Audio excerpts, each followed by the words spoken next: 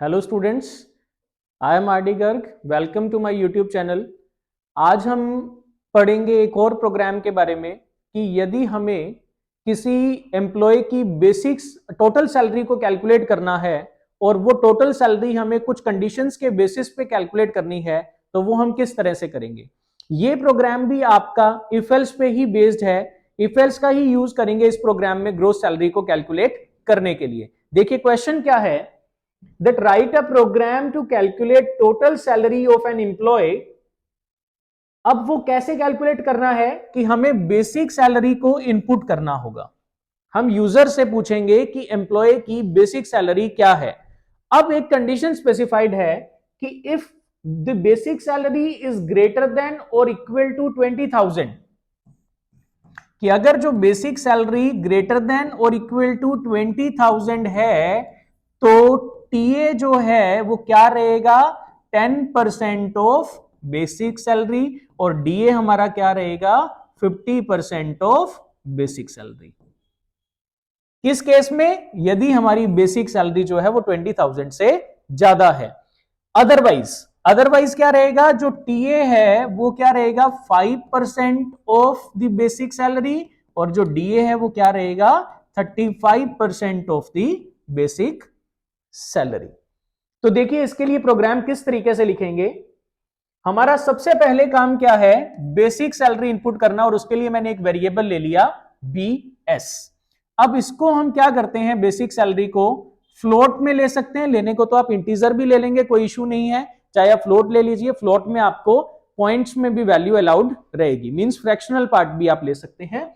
तो float input basic salary, fine. अब हमने यहां पे कंडीशन क्या है हमारी, if basic salary is greater than और इक्वल टू 20,000।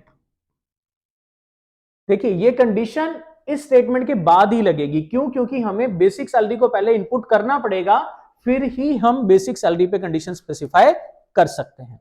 तो यहां पे हमारा टीए क्या रहेगा, बेसिक सैलरी का 10%, तो basic salary into 10 divide by 100। और इसी तरीके से डीए हमारा क्या रहेगा, बेसिक सैलरी का 50%। ठीक है, कैलकुलेट हो जाएगा टीए और DA. Else means otherwise TA हमारा क्या रहेगा, basic salary into 5 divide by 100, and DA हमारा क्या रहेगा, basic salary into 35 divide by 100। Fine. यहां पे गलती ज्यादातर स्टूडेंट्स करते हैं, वो लिख देते हैं बेसिक सैलरी इंटू 10%। ये अलाउड नहीं होता है, ये आप नहीं लिख सकते। आपको इसे 10 डिवाइड बाय 100 ही लिखना पड़ेगा, क्योंकि परसेंट का जो साइन है वो एज अ मॉड्यूलस ऑपरेटर काम में आता है। इसीलिए हम यहां पे ये स्टेटमेंट नहीं लिख सकते। ठीक है, अब हमने यहां पे टीए और डीए कैलकुलेट कर लिया। अब हमें क्या कैलकुलेट करना है, ग्रोस सैलरी, या फिर जिसे हम टोटल सैलरी बोलते हैं। तो वो देखिए कैसे कैलकुलेट करेंगे। तो यहां पे हमने एक वेरिएबल लिया, सपोज ग्रोस सैलरी। तो ग्रोस सैलरी क्या हो जाएगी, basic salary plus TA plus DA. Basic salary हमने इनपुट किया, टीए और डीए की वैल्यू कहां से आएगी, यहां से आएगी। अगर हमने बेसिक सैलरी जो इनपुट की है वो 20,000 से ज्यादा है तो टीए और डीए यहां पे कैलकुलेट होगा, अदरवाइज टीए और डीए यहां पे कैलकुलेट होगा। वो डिपेंड करेगा कि आपने बेसिक सैलरी कितना इनपुट किया है। हमने ग्रोस सैलरी को कैलकुलेट कर लिया, और अब हम इसे क्या कर देंगे, ग्रोस सैलरी को डिस्प्ले कर देंगे। Gross salary is equal to comma, variable का नाम क्या है, जीएस। तो हम यहां पे लिख देंगे जीएस। क्लियर। अब देखिए इस प्रोग्राम को जब हम रन करेंगे तो हमसे पूछा जाएगा इनपुट बेसिक सैलरी। तो मैंने सपोज बेसिक सैलरी इनपुट की 25,000। तो यहां पे चेक करेंगे तो कंडीशन क्या हो जाएगी, ट्रू हो जाएगी, क्योंकि 25,000 इज ग्रेटर देन 20,000।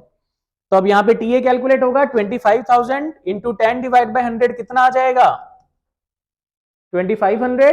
और यहां पे क्या हो जाएगा, डीए कितना हो जाएगा, 25,000 into 50 divide by 100, that is 12,500।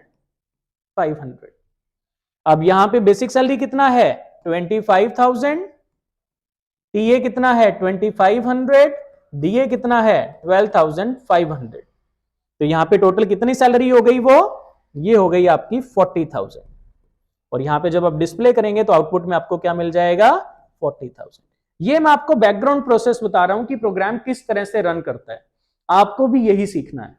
Programming सीखने के लिए यह सीखना बहुत जरूरी है कि हमारा प्रोग्राम कैसे रन हो रहा है, उसका सीक्वेंस क्या है प्रोग्राम को रन होने का।